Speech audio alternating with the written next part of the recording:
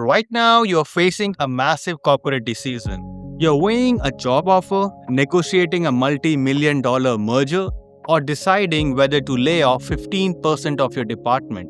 You have looked at the data, you have debated with your team, and you are about to execute the decision based on your gut feeling is a mathematical lie. Daniel Kahneman, the psychologist who won the Nobel Prize for Economics, spent 60 years proving one terrifying reality. Smart people make catastrophically dumb decisions. Because the human brain is a flawed algorithm. He proved that your confidence is an illusion and your logic is just delayed justification for your emotional impulses. Before I give you the exact 9-step AI mega prompt architecture to turn Claude or ChatGPT into a Nobel Prize-level bias-proof reasoning engine, hit the subscribe button and press the notification bell. I post daily videos showing you exactly how to navigate the global labor market using the cold, hard engineering logic. You do not want to miss these blueprints. If you are using AI just to summarize document or write polite emails, you are using a supercomputer as a toy. Today, we are going to weaponize the cognitive science of Daniel Kahneman. We are going to build an AI infrastructure that actively audits your brain, intercepts your cognitive biases, and mathematically calculates the truth. Grab a notebook, it is time to stop trusting your gut and start patching your cognitive algorithm. Welcome back, I'm Doctor. To understand why my approach to the corporate strategy and the human capital is aggressively different from generic business advice, you must understand my underlying architecture. I hold a PhD in Human Resources, a Master's from prestigious Tata Institute of Social Sciences TI, and a Bachelor's in Computer Engineering. I do not look at human behavior as a mystery. I look at it as a systems of predictable errors. Operating here in Dubai since 2010, consulting for apex corporate entities, I have seen CEOs destroy billions of dollars in market cap simply because they fell victim to loss aversion or base rate neglect. Kahneman's book, Thinking Fast and Slow, sold 10 million copies. Every executive claimed to have read it. Almost zero executives have operationalized it. We are going to take Kahneman's Nobel Prize-winning research and translate it into strict, executable LLM prompts. We will build a cognitive exoskeleton. Let us dismantle the biases. Phase 1. The dual processor flaw, System 1 versus System 2. Kahneman's foundational discovery is your brain operates on two distinct processors. System 1 is a fast, intuitive, emotional, and consumes very little energy. It is also completely blind to statistics and highly prone to error.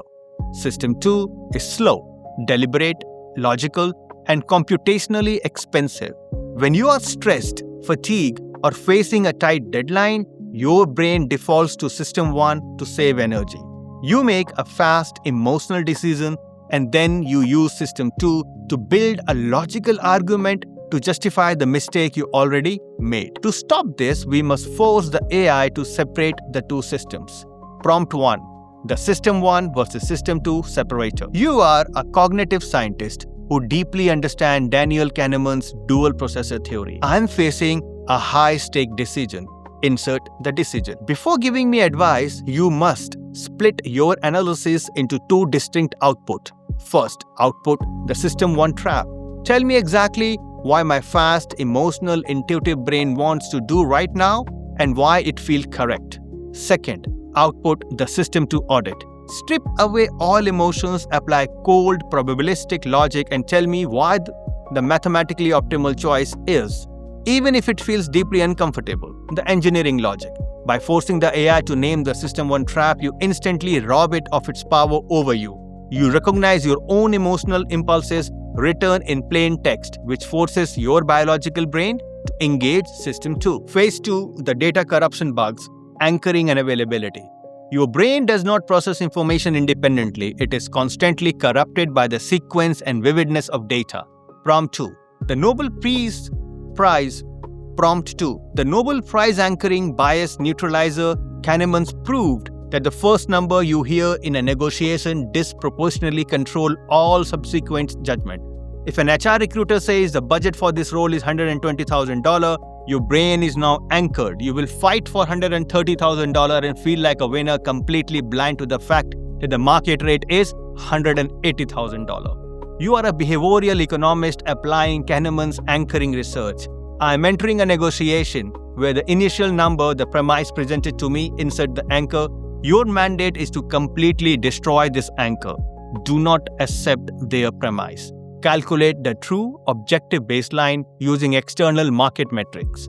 Provide me with 3 counter anchors that are mathematically justified and designed to aggressively reset the psychological boundary of this negotiation. Prompt 3. The availability heuristic corrector. Humans judge the probability of an event based on how easily examples comes to mind, not on actual data. If you read a news story about an AI startup failing, you suddenly believe all AI startups are doomed, simply because the memory is vivid and easily available. You are a statistical reasoning specialist applying Kahneman's availability heuristic research. I am hesitant to execute. Insert your strategy because of insert vivid fear/recent news story. You must separate my emotional recall from statistical reality. Provide the actual base rate probabilities of success and failure for this exact action. Replace my vivid anecdotal fear with a cold, data-driven distribution matrix. The engineering logic. These prompts act as an antivirus software for your mind. They quarantine the corrupted data, the anchor of the vivid memory, and overwrite it with objective statistical truth. Phase 3, the risk, miscalculation, loss aversion, and base rates. The corporate world is paralyzed by a biological glitch. We hate losing more than we love winning. Prompt 4, the Kahneman's loss aversion calculator. Kahneman's prospect theory proved that the psychological pain of losing $10,000 is twice as intense as the joy of getting $10,000. Because of this, executive will hold on to failing objects, toxic employees, and dead-end strategies just to avoid realizing a loss. You are a decision scientist applying Kahneman's and Tversky prospect theory. I am deciding whether to abandon or continue. Insert project/investment. Analyze my current parameters and identify where loss aversion is causing me to make an irrational choice to avoid admitting a sunk cost. Recalculate the scenario using a strict expected value mathematical formula. Tell me if I am holding on to a mathematically dead asset purely out of psychological pain. Prompt 5. The Kahneman's base rate enforcer. Humans consistently ignore background statistical rates in favor of specific, vivid individual stories. If you are told that 90% of restaurants fail in the first year, but your friend tells you a great story about his successful cafe, you will ignore the 90% and open a cafe. You are a probabilistic reasoning specialist, enforcing Kahneman's base rate logic. I am planning to execute insert the ambition/project before I commit capital. Tell me absolute base rate of failure for this specific endeavor in the global market. Do not encourage me. Tell me exactly what statistical anomalies I must achieve to beat the baseline, and if my current resources mathematically justify taking this risk. The engineering logic. You are commanding the machine to strip away your ego. The AI will look at your ambitious startup idea and tell you that you have 2% chance of survival unless you change 3 specific operational variables. It replaces hope with mathematics. Phase 4, the corporate stress tester. Pre-mortems and framing. When you propose a strategy in a boardroom, asking what could go wrong triggers defensive answers. People want to protect their jobs. We must use structural pessimism. Prompt 6. The Kahneman's pre-mortem generator. Kahneman's called the pre-mortem the single most powerful method for improving decisions in an organization. You do not ask what could go wrong. You assume the project has already died. You are a strategic risk analyst executing pre-mortem. Assume it is exactly 12 months from today, and my strategies, insert your strategy, has failed catastrophically. It is a complete, unmitigated disaster.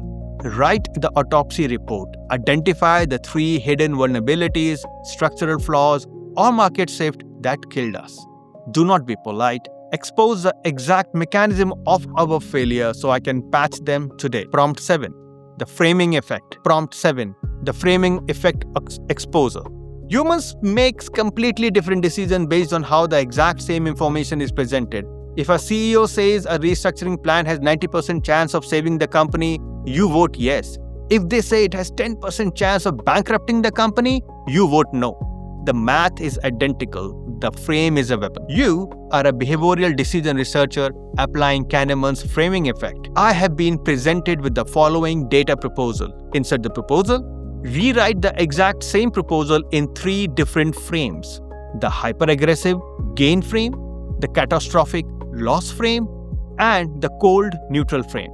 Help me see how the original author is attempting to manipulate my System 1 brain and tell me what the raw data actually dictates. The engineering logic. You are building an impenetrable defense against corporate manipulation. When a vendor or a competitor tries to frame a deal to trigger your biases, you use the AI to strip the frame, extract the raw data payload, and evaluate the absolute truth. Phase 5, the master audit, noise and the 2 selves. In the final phase of his career, Kahneman looked beyond biases and discovered something even more destructive: noise. Prompt 8.